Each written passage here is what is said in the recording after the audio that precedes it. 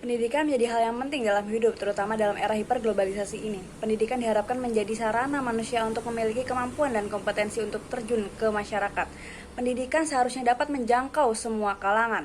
Namun, masih terdapat masalah-masalah seperti ketidaksetaraan akses pendidikan, kualitas pengajaran yang tidak bervariasi, dan kurikulum yang tidak selalu relevan. Di sini, saya Firnanda Zika Alfiani dengan NIM 22105241026 akan merangkum teori-teori dalam pedagogi kritis yang sudah dipelajari selama 1 semester. Yang pertama terdapat paradigma. Perubahan paradigma dapat diartikan sebagai perubahan pola pikir terhadap proses pembelajaran. Sekali perubahan yang terjadi dalam hidup ini, salah satunya perubahan gaya hidup akibat modernisasi. Perubahan paradigma juga terjadi dalam proses pembelajaran yang awalnya berpusat pada peranan guru dalam kelas atau teacher center menjadi pembelajaran yang berpusat pada siswa atau student center. Diharapkan mampu mendorong siswa untuk terlibat secara aktif dalam membangun pengetahuan, sikap, dan perilakunya. Dalam dunia ilmu pengetahuan sendiri, terdapat banyak paradigma dan terus berevolusi. Paradigma positivistik merupakan sebuah paradigma ilmiah pertama yang muncul dalam dunia ilmu pengetahuan. Paradigma positivisme menekankan pada pendekatan kuantitatif yang menekankan pada hal-hal yang bersifat valid dan empiris. Prinsip-prinsip paradigma pendidikan positivisme adalah sebuah teori ilmiah sebaiknya memiliki premis-premis, hipotesis yang diturunkan secara logis dari premis, definisi dari pernyataan yang merupakan kata kunci. Paradigma positivisme kemudian memiliki implikasi pada ilmu pendidikan dan bidang teknologi pendidikan. Hal ini tampak dari adanya teori pembelajaran yang bercorak positivisme, yakni pembelajaran behaviorisme dan juga kognitif. Yang kemudian terdapat paradigma post-positivistik yang merupakan suatu bentuk modifikasi dari positivistik. Paradigma post-positivistik adalah suatu aliran yang ingin memperbaiki kelemahan-kelemahan pada positivistik yang hanya mengandalkan kemampuan dan pengamatan secara langsung pada objek yang diteliti. Post-positivisme adalah aliran pemikiran yang menggugat premis dan prinsip-prinsip positivisme, sehingga dapat dikatakan bahwa post-positivisme adalah reaksi terhadap positivisme. Menurut post-positivisme, kebenaran bukan hanya satu hal, melainkan banyak hal, sehingga tidak mungkin dipahami hanya dengan satu teori saja. Post-positivisme memiliki ciri-ciri reduksionistis, logis, empiris, berorientasi pada sebab dan akibat, dan deterministis berdasarkan pada teori a priori. Post-positivisme berusaha membawa pendidikan tidak hanya berfokus pada kejadian atau hal-hal yang dapat dibuktikan secara empiris atau dapat dilihat, melainkan juga meliputi hal-hal yang dilihat dan dirasakan. Yang selanjutnya adalah paradigma kritis. Paradigma kritis ini merupakan paradigma yang berpihak pada kemasyarakatan, kemanusiaan, dan keadilan, dengan fokus mengkaji fenomena sosial dan mencari akar suatu problem melalui perspektif kritis atau perspektif konflik, serta berangkat dari cara melihat realitas dengan mengasumsikan bahwa selalu ada struktur sosial yang tidak adil. Paradigma kritis bersumber dari Hegel dan Marx, yang kemudian disistemisasi oleh Horkheimer dan sejawatnya di Institut Penelitian Sosial di Frankfurt dan dikembangkan oleh Habermas. Paradigma kritis lebih transformatif karena bertujuan untuk menghilangkan dominasi maupun perbudakan yang bertentangan dengan kemanusiaan. Kemudian ada paradigma yang keempat, yakni paradigma konstruktivistik. Paradigma konstruktivistik ini adalah paradigma yang mengacu pada kebenaran suatu realitas sosial yang terbentuk melalui proses konstruksi pengetahuan dalam lingkungan sosial dan bersifat relatif. Dalam pergeseran paradigmatik yang berpengaruh dalam teknologi pendidikan secara signifikan, yaitu paradigma konstruktivistik dan mulai menghegemoni lingkaran EICT. Definisi yang dikeluarkan secara resmi oleh EICT tahun 2004 yang menggunakan kata memfasilitasi yang khas dengan konstruktivistik. Paradigma konstruktivistik memandang bahwa tidak ada sesuatu yang objektif di luar dari sebagaimana diri manusia, karena hal tersebut sudah pasti mendapat pengaruh subjektif dari dalam diri seseorang. Menurut Pichard dan Woolard, dalam paradigma konstruktivistik, siswa tidak termasuk sebagai responden yang dikontrol dalam memberikan respon yang sesuai dengan stimulus. Oleh karena itu, pengetahuan tidak dapat dipaksakan untuk dipahami oleh seseorang yang tidak mengkonstruk di akal pikirannya sendiri. Kemudian selanjutnya ada pemikiran Karl Marx mengenai alienasi. Apa yang membedakan manusia dengan makhluk lain? Kata Marx, yaitu kerja. Hanya manusialah makhluk yang mampu melakukan kerja. Melalui kerja, manusia itu menghasilkan produk dan akhirnya mendapat julukan sebagai produsen. Dengan demikian, produk dari kegiatan produktif atau kerja ini merupakan hakikat manusia yang menjadi pembedanya dengan makhluk lain seperti binatang. Kalau manusia ini produsen, bagaimana mungkin manusia kehilangan kekuasaan atas produknya sendiri? Atau lebih tegas lagi, bagaimana mungkin produk ini mendapat kekuasaan atas produsennya? Inilah masalah alienasi atau keterasingan. Terdapat 4 aspek keterasingan manusia dalam bidang kerja menurut Karl Marx, yaitu keterasingan dari objek yang diproduksinya karena apa yang dikerjakan ditentukan oleh kaum borjuis. Kemudian, terasing dari proses produksi karena harus membayar untuk memperoleh hasil produksinya sendiri yang harganya juga ditentukan oleh kaum borjuis. Yang ketiga, manusia terasing dari dirinya sendiri dan hakikat sosialnya sendiri. Manusia seringkali harus bekerja penuh waktu sehingga lupa untuk memperhatikan dirinya sendiri. Kemudian, manusia terasing dari pergaulannya dengan teman atau masyarakat karena aturan kerja dan kontrol yang ketat. Bekerja adalah wujud eksistensi manusia sekaligus wujud keterasingan. Bekerja sebagai sarana realisasi diri justru mengasingkan para pekerja atau buruh dalam sistem masyarakat kapitalis. Karl Marx mencetuskan hal yang dianggap bisa memutus manusia dari keterasingan ini, yaitu dialektika. Dialektika sebenarnya merupakan esensi filsafat Hegel dan Karl Marx yang memandang pentingnya dialektika, namun bukan hanya pada tataran gagasan. Marx melihat dialektika bisa dilakukan pada aspek kehidupan nyata, terutama bidang ekonomi. Dialektika pada dunia materialisme dianggap Karl Marx bisa menyelesaikan kontradiksi-kontradiksi atau pertentangan antara kaum kapitalis dan kaum proletar. Dialektika bisa menjadi jalan untuk menghindarkan manusia dari teralienasi. Dalam konteks pendidikan, Marx menggarisbawahi penggunaan pendidikan oleh kelas dominan sebagai alat kontrol dan dominasi terhadap kelas pekerja, dan menekankan pentingnya pembebasan dan perubahan sosial. Selanjutnya ada teori kritis 1 yang berisi pemikiran mazhab Frankfurt dan teori jargon Habermas. Teori kritis mazhab Frankfurt melalui visi emansipatorisnya menghendaki sebuah paradigma baru dalam ilmu pengetahuan sosial yang mampu membebaskan manusia dari dominasi ekonomi, kapitalisme, ragam ideologi mapan, serta tatanan sosial yang penuh penindasan dan ketidakadilan. Teori kritis mazhab Frankfurt meninggalkan pemikiran Marxisme klasik, diantaranya adalah meninggalkan teori nilai pekerjaan Karl Marx karena dianggap sudah kehilangan arti. Menurut mazhab Frankfurt, di dalam masyarakat industri maju, nilai pekerjaan tidak lagi menjadi tenaga produktif utama, tetapi ilmu pengetahuan dan teknologi lah yang menjadi tenaga produktif utama. Kemudian, meninggalkan analisis kelas, karena menurut mazhab Frankfurt di dalam masyarakat kapitalisme lanjut, baik masyarakat atau antar kelas masyarakat sudah saling menyatu.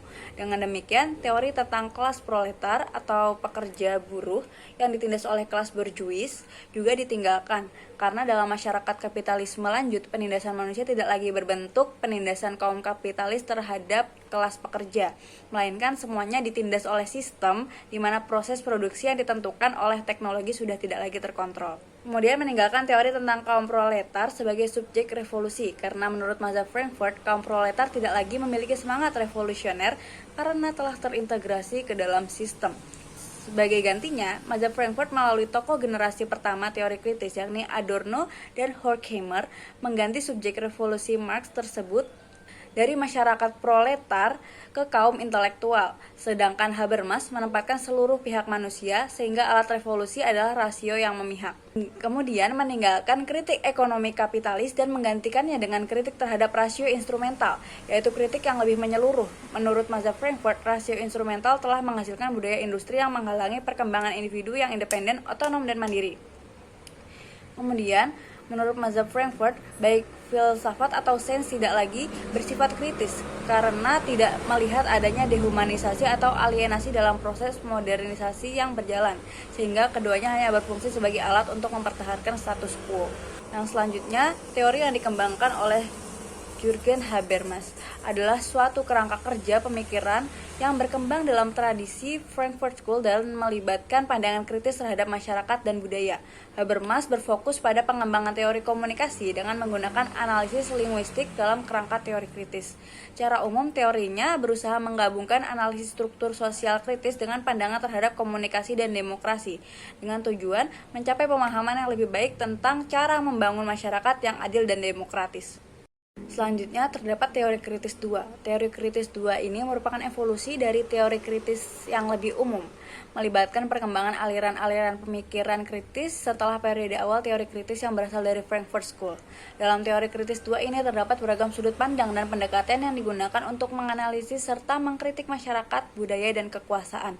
Pemikiran neo-Marxis dan pemikiran post-strukturalisme adalah dua aliran pemikiran yang berbeda dalam bidang teori sosial dan kritis, walaupun terdapat beberapa titik persamaan dan perbedaan di antara keduanya. Dalam pemikiran neo-Marxis, menekankan pada pentingnya kesadaran kelas dalam memahami kenyataan sosial dan budaya, sedangkan pemikiran post-struktural menekankan pentingnya mempertanyakan dan mengkritisi struktur, kekuasaan, dan pengetahuan yang membentuk realitas sosial. Namun, pada kedua pemikiran tersebut, keduanya menekankan pentingnya kritik terhadap kekuasaan dan dominasi dalam masyarakat. Keduanya menolak pandangan bahwa realitas sosial dan budaya dapat dipahami secara objektif dan stabil. Keduanya menekankan pentingnya mempertanyakan struktur, kekuasaan, dan pengetahuan yang membentuk realitas sosial, serta keduanya menekankan pentingnya memahami bagaimana bahasa dan tanda-tanda mempengaruhi pembentukan realitas sosial. Selanjutnya ada feminisme. Feminisme merupakan gerakan atau doktrin yang menganjurkan perempuan untuk menuntut emansipasi, kesetaraan, serta keadilan hak dalam berbagai bidang dengan kaum pria. Kesamaan hak yang dituntut yaitu di bidang ekonomi, politik, sosial yang mencakup hukum pekerjaan, upah, pendidikan, termasuk juga hak-hak sosial lainnya. Para aktivis yang mendukung gerakan feminisme disebut dengan feminis. Biasanya mereka melakukan gerakan advokasi hak-hak perempuan. Feminisme berbeda dengan gender. Ciri-ciri feminisme yaitu 1. Adanya kesadaran eksistensi ketidakadilan gender di masyarakat. 2. Berpandangan bahwa gender bukan kodrat, namun konstruksi sosiokultur. Yang ketiga, memperjuangkan kesamaan hak laki-laki dan perempuan. Gerakan feminisme ini telah mengalami perkembangan dalam beberapa gelombang. Gelombang pertama dimulai pada tahun 1792 dan berfokus pada kesenjangan hak politik serta hak pilih dan hak jabatan perempuan. Lalu gelombang kedua yang muncul pada tahun 1960-an yang memperjuangkan kesetaraan di tempat kerja, keluarga, masyarakat, dan hak-hak reproduksi.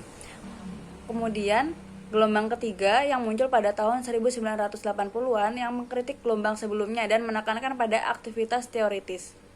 Kemudian pada gelombang keempat yang muncul pada tahun 2008 memanfaatkan internet untuk memperluas suara feminis. Gerakan feminisme juga mendapatkan respon beragam di Indonesia dengan kelompok konservatif, moderat, dan liberal. Meskipun gerakan feminisme telah menghadapi kritik dan tantangan, tapi masih terus berjuang untuk memperjuangkan hak-hak perempuan dan mengatasi ketidakadilan gender. Yang selanjutnya ada pendidikan sensitif gender. Gender adalah konsep yang menjelaskan perbedaan antara perempuan dan laki-laki yang dapat berasal dari faktor bawaan atau kodrati dan juga merupakan hasil dari pembentukan sosial dan budaya yang dipelajari melalui sosialisasi. Di sisi lain, feminisme berawal dari kesadaran akan adanya ketidaksetaraan tertentu dalam masyarakat sehubungan dengan kedudukan perempuan. Konsep gender dan feminisme memiliki keterkaitan yang erat, meskipun fokus dan maknanya berbeda. Gender merujuk pada peran dan ekspektasi sosial yang diberikan kepada laki-laki dan perempuan, sementara feminisme merupakan gerakan sosial, politik, dan ideologi yang bertujuan untuk mencapai kesetaraan gender dan menghilangkan diskriminasi terhadap perempuan. Dalam konteks pendidikan, dimensi-dimensi kesetaraan gender mencakup aspek-aspek seperti akses yang setara, proses pembelajaran yang setara, dampak pembelajaran yang setara, dan hasil pembelajaran yang setara. Selanjutnya terdapat teori pedagogi kritis transformatif Henry A. Giroux. Henry Giroux adalah tokoh terkemuka dalam pedagogi kritis, yaitu metode pendidikan yang bertujuan untuk mendorong siswa agar menjadi agen perubahan sosial yang aktif. Dalam konteks reproduksi, pedagogi kritis berperan dalam mereduksi model mengajar transmisi dan membatasi propaganda budaya konformitas dan penyerapan pengetahuan yang pasif. Dalam belantika pemikiran pedagogi kritis, Giroux mempunyai posisi yang relatif unik dibandingkan tokoh-tokoh pedagogi kritis lainnya. Berbeda dari pemikiran kritis lainnya, Henry Giroux sangat terbuka terhadap perkembangan pemikiran ilmu sosial. Dia tidak pernah membatasi eksplorasi teoritik pada satu aliran saja. Di berbagai karya ilmiahnya, Giroux secara kreatif mengkombinasikan berbagai macam cara pandang untuk membahas fenomena pendidikan. Pengembangan pedagogi kritis Girox termasuk ke dalam ranah pendidikan karena setiap relasi yang luas, politik dan kekuasaan pasti memunculkan dominasi. Pembelajaran bukanlah sebagai praksis yang bersifat teknis, namun praksis politis untuk mentransformasi pengetahuan sebagai bagian perjuangan melawan dominasi. Sebagaimana sudah disinggung, dalam pendidikan terdapat pula dominasi yang berkepentingan seperti para teknokrat pendidikan, di mana gagasan para teknokrat justru diserap, didukung dan diyakini sebagai hal yang baik, rasionalitas teknokratik, sehingga sudah masuk ke dalam kesadaran subjektif. Pedagogi kritis transformatif menurut Henry A. Girox mengacu pada pendekatan pendidikan yang bertujuan untuk mendorong pemikiran kritis, pemahaman sosial politik, dan tindakan perubahan sosial. Girox menekankan pentingnya melampaui pembelajaran konvensional yang hanya berfokus pada fakta dan informasi dan mengajukan bahwa pendidikan seharusnya menjadi alat untuk mengembangkan warga negara yang kritis, peduli, dan aktif secara sosial. Selanjutnya, terdapat pendidikan alternatif untuk kaum marginal. Kaum yang termarginalisasi dapat dikatakan sebagai kelompok dengan tingkat sosial dan ekonomi yang rendah. Contoh kaum yang termarginalisasi meliputi pengemis, pekerja buruh, petani, pekerja dengan penghasilan terbatas, orang-orang miskin secara umum, anak jalanan, penyandang disabilitas, korban kekerasan, remaja yang menganggur, individu yang terlibat masalah hukum, dan lain sebagainya. Istilah termarginalisasikan cenderung digunakan karena keadaan mereka yang pada dasarnya disebabkan oleh tekanan ekonomi, sosial, budaya, politik, serta kebijakan dan program pemerintah yang tidak berpihak. Pendidikan alternatif yang mereka terima tidak hanya berfungsi untuk mengembangkan potensi, namun juga perlu adanya muatan pedagogi kritis sehingga mereka memiliki pemikiran kritis dan mampu memperjuangkan hak-hak yang harusnya mereka dapatkan. Usaha untuk mencapai kesetaraan melalui alternatif pendidikan bagi kaum marginal dianggap sebagai pencapaian kesetaraan secara hukum formal. Namun masih terdapat diskriminasi dalam hal kesetaraan akses, perlakuan dalam proses pembelajaran, dan akses terhadap sumber kehidupan setelah lulus. Pendidikan alternatif memiliki banyak interpretasi dan peran yang beragam. Adapun beberapa gagasan yang mempengaruhi munculnya pendidikan alternatif meliputi pembelajaran berbasis pada anak atau student-centered learning, menekankan pada pengalaman nyata, pengembangan rasa keindahan dalam pembelajaran, membentukkan kehidupan sekolah yang demokratis, serta penyesuaian terhadap perbedaan individu. Pendidikan alternatif mengacu pada program pendidikan atau sekolah yang berbeda dari sekolah konvensional dan dirancang untuk memenuhi kebutuhan siswa yang mungkin tidak dapat berkembang di lingkungan konvensional. Fungsi dari pendidikan alternatif adalah untuk memberikan pengalaman belajar yang unik kepada siswa yang sesuai dengan kebutuhan, minat, dan kekuatan masing-masing siswa. Pendidikan alternatif juga mencakup otonomi dalam pengelolaan dan reinterpretasi norma-norma yang diterima secara umum, serta menghargai kebutuhan dan nilai-nilai kelompok minoritas. Selain itu, dapat berfungsi sebagai bentuk perlawanan terhadap praktik pendidikan formal yang dianggap membatasi kemungkinan kelompok marginal untuk menciptakan pendidikan yang lebih sesuai dengan kebutuhan dan keinginan mereka. Selanjutnya, pendidikan demokratis dan multikultural.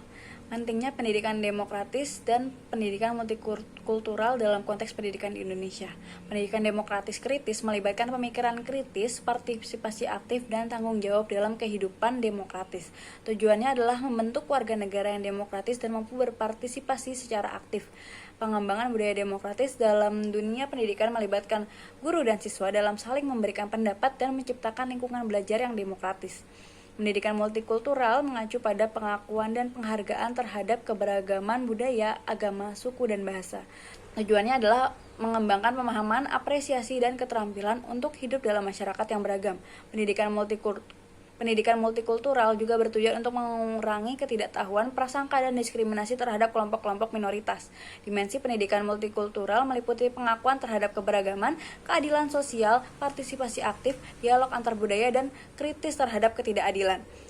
Kesimpulan dari pembahasan tersebut adalah pentingnya pendidikan demokratis kritis dan pendidikan multikultural dalam membangun masyarakat yang demokratis, inklusif, adil, dan toleran.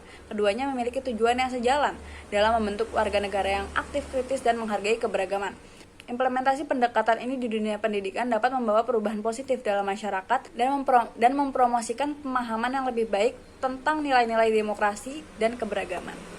Yang terakhir, terdapat pedagogi kritis dan kesadaran kritis. Pedagogi kritis merupakan filosofi pendidikan dan gerakan sosial yang bertujuan untuk membantu siswa mempertanyakan dan menantang keyakinan dan praktik dominan. Sedangkan kesadaran kritis adalah ketika seseorang tidak hanya menemukan perbedaan antara dirinya dan orang lain, tetapi mampu melakukan perubahan keadaan karena bisa menganalisis sebab dan akibat. Seseorang mampu menganalisis secara mendalam dan sekaligus melakukan tindakan praktis. Individu mampu memetakan masalah dan unsur yang mempengaruhi serta keterkaitan ideologi di dalamnya dan mampu menawarkan solusi pemecahan masalah. Kesadaran level ini mengutamakan proses dialog dalam mencari solusi pemecahan masalah. Teori ini yang merupakan cultural studies di bidang pendidikan mengkritik model pendidikan yang disebutnya sebagai gaya Bank atau gaya bank. Teori ini berpengaruh besar pada dunia pendidikan. Paulo Freire secara tegas menyatakan gaya bank adalah penindasan. Karenanya, Freire mengusulkan pentingnya pembelajaran yang dihadapkan kepada masalah atau problem posing, karena hakikatnya manusia berada dalam realitas yang harus dihadapi. Realitas kehidupan ini sebaiknya dihadapkan kepada pelajar, sehingga menjadi sadar akan realitas dan mampu berkreasi untuk menghadapi berbagai masalah dalam realitas kehidupan. Kemudian, terdapat konsep Deschooling Society Ivan Illich.